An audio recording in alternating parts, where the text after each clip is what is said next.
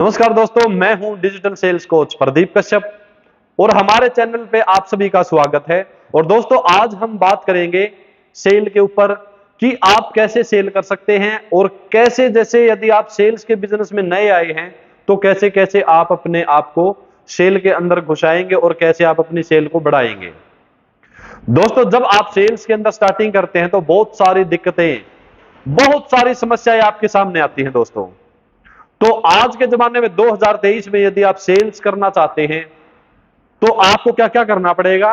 और दोस्तों, यदि आप जैसे किस प्रकार की सेल आप करते हैं, सेल भी कई प्रकार की होती हैं। दोस्तों, जैसे आप डोर टू डोर सेल करते हैं, कोई प्रोडक्ट आपके पास है, घर घर जाके आप उनको सेल करते हैं, बेचते हैं।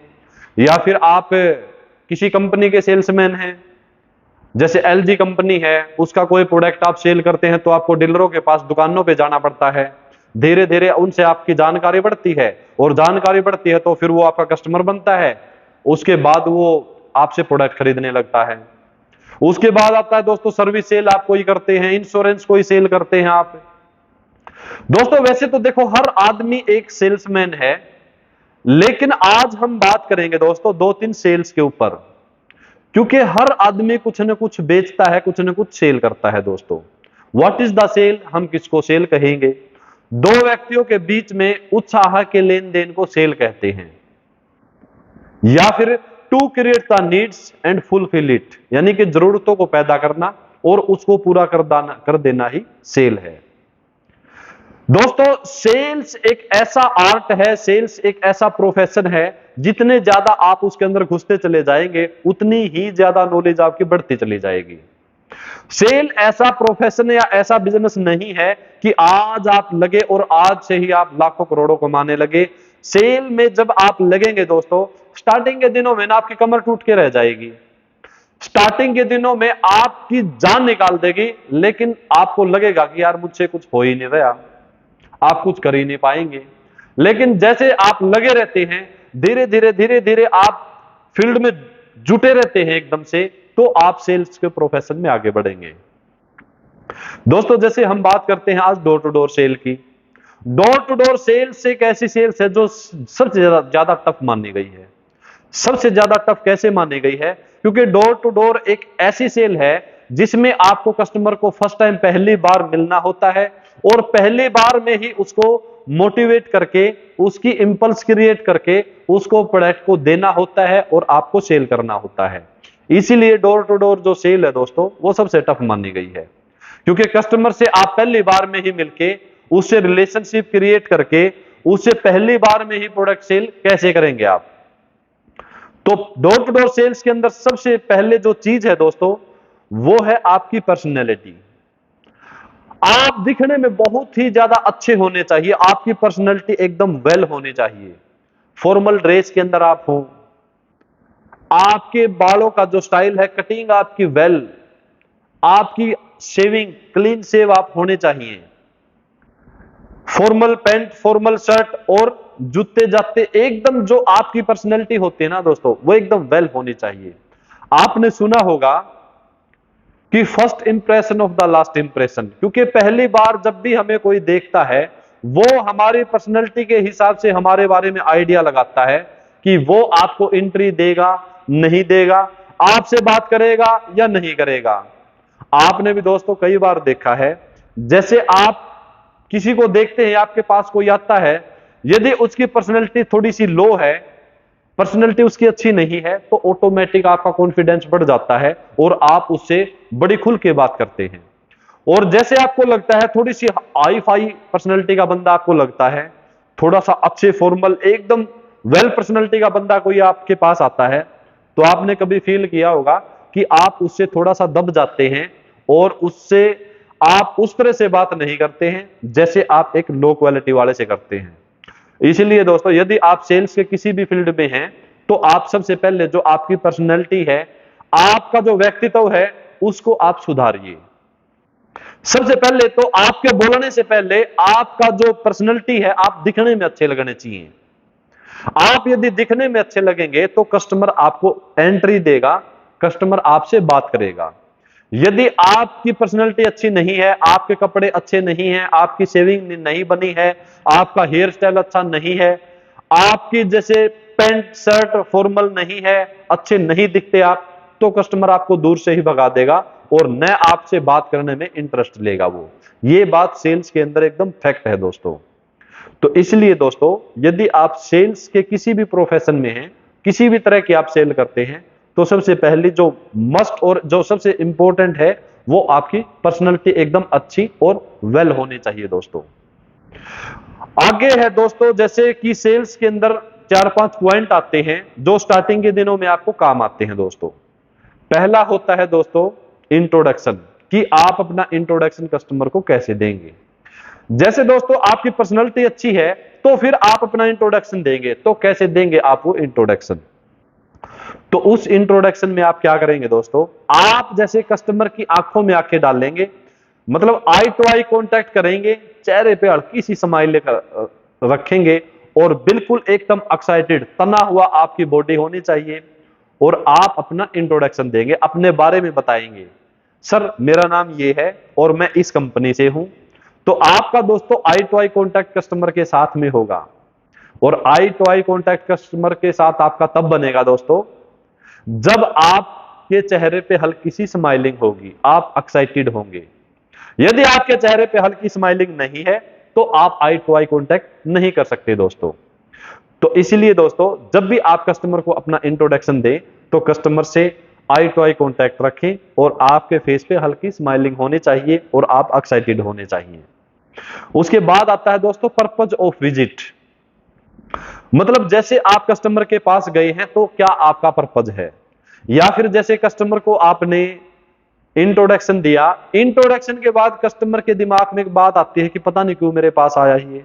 उस पता नहीं क्यों का जवाब देने के लिए दोस्तों हम कस्टमर को पर्पज ऑफ विजिट बताते हैं कि आप कस्टमर के पास क्यों गए हैं, उसका कारण बताते हैं आप।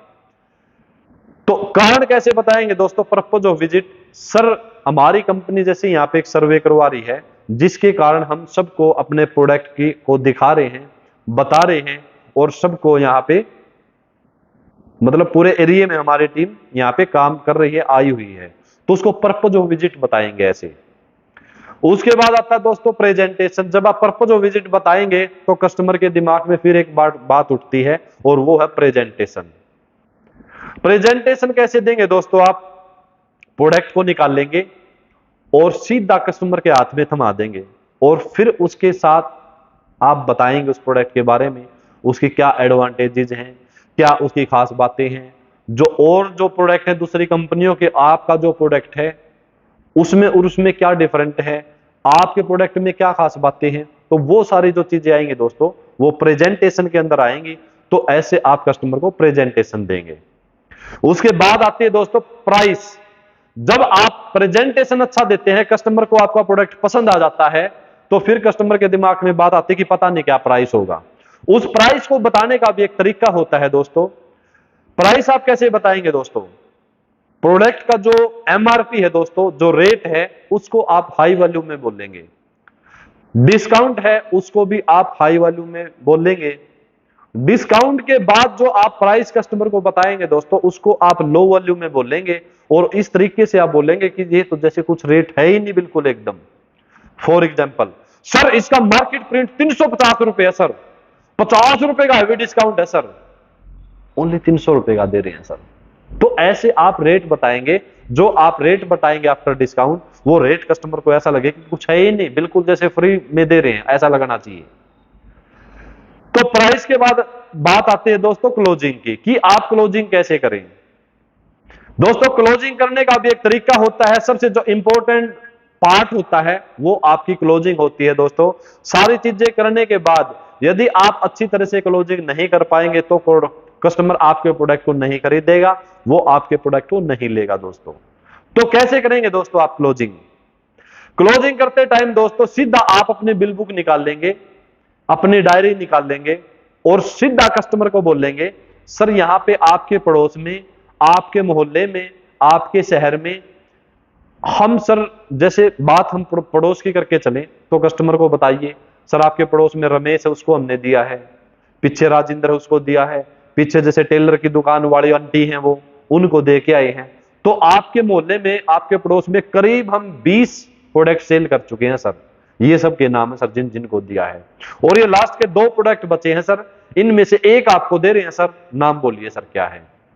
तो ऐसे आप क्लोजिंग करेंगे ना दोस्तों, तो आप बिल्कुल अच्छी तरह से सेल कर पाएंगे और बहुत ही अच्छी तरह से कस्टमर से आप एंगेज हो पाएंगे और अच्छी तरह से आप बात कर पाएंगे और आपकी सेल एकदम बढ़ती चली जाएगी और अच्छी होती चली जाएगी दोस्तों। तो दोस्तों, आप यदि डोर टू डोर सेल्स के प्रोफेशन में हैं तो आप इन 5 पॉइंट को अपने दिमाग में बिठा के रखिए। फिर कई बार क्या होता है दोस्तों, आप ये सारी चीजें कस्टमर के ऊपर अप्लाई करते हैं, तब भी आपका प्रोडक्ट सेल नहीं होता है। क्योंकि जो सेल्स का एक ये प्रोफेशन है ना दोस्तों, इसमें बहुत सारी चीजें होती हैं।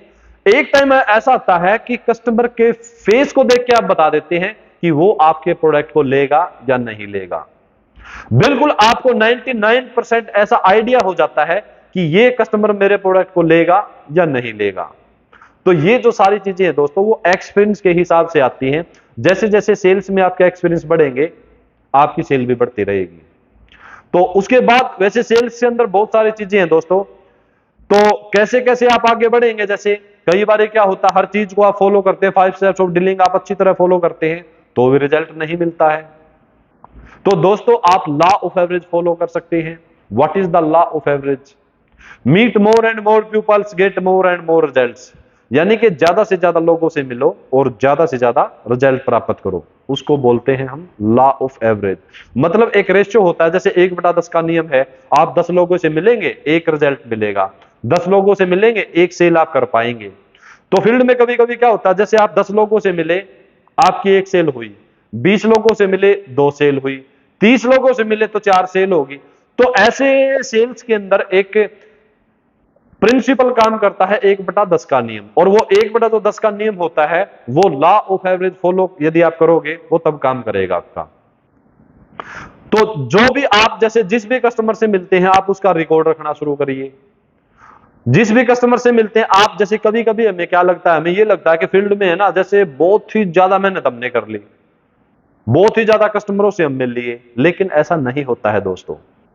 जैसे आप फील्ड में जाते हैं तो लिखना शुरू करिए। एक कस्टमर से आप मिले या एक दरवाजा आपने नॉक किया तो 1 लिख दिया, दूसरे कस्टमर से मिले दूसरा दरवाजा नॉक कर दिया तो 2 लिख दिया, तीसरे से मिले 3 लिख दिया, 4 5 6 7 8, ऐसे आप लिखते जाइए दोस्तों। जब आप लिखेंगे ना दोस्तों, तो रियल में आपको यह पता लगेगा आप एक दिन में काम कैसे करते हैं, कितनी आप मेहनत करते हैं और क्या रेशियो आपके रिजल्ट्स का, आप जो काम करते हैं किस रेशियो, क्या रेशियो आपका रिजल्ट का है। तो जैसे आप लिखना शुरू करेंगे दोस्तों, आपको पता लगेगा कि आपका जो रेशियो है सेल का वो कितना है, कि 10 में से आप 1 कस्टमर को सेल कर पाते हैं, या 10 में से आप 3 को सेल कर पाते हैं, या 10 में से आप 2 को सेल कर पाते हैं। उसका तभी आपको पता लगेगा जब आप लिखना शुरू करेंगे। दोस्तों, जब भी आप स्टार्टिंग के दिनों में होते हैं, आप 10 लोगों से मिलते हैं, मुश्किल से 1 रिजल्ट होता है। जैसे जैसे आप आगे बढ़ते हैं, आप पुराने होते हैं फील्ड में और ज्यादा घिसते हैं, फिर आप 10 लोगों से मिलते हैं, आप 2 को सेल करने लगते हैं, फिर 10 से मिलते हैं, आप 3 या 4 को सेल करने लगते हैं। तो दोस्तों, ऐसे करते करते करते करते जितने ज्यादा पुराने होंगे ना सेल्स के प्रोफेशन में, उतने ही ज्यादा अच्छे रिजल्ट आपके होते चले जाएंगे। क्योंकि आपको कस्टमर को समझने का, उससे बात करने का, आपके कम्युनिकेशन स्किल्स, आपकी पर्सनैलिटी, ये सारी चीजें धीरे धीरे डेवलप होंगी दोस्तों।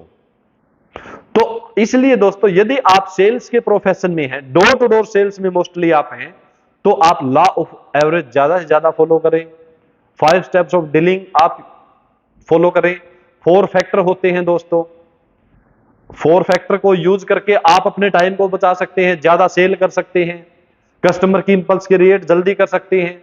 तो 4 फैक्टर क्या होता है, उस 4 फैक्टर के ऊपर भी हम बात करेंगे दोस्तों।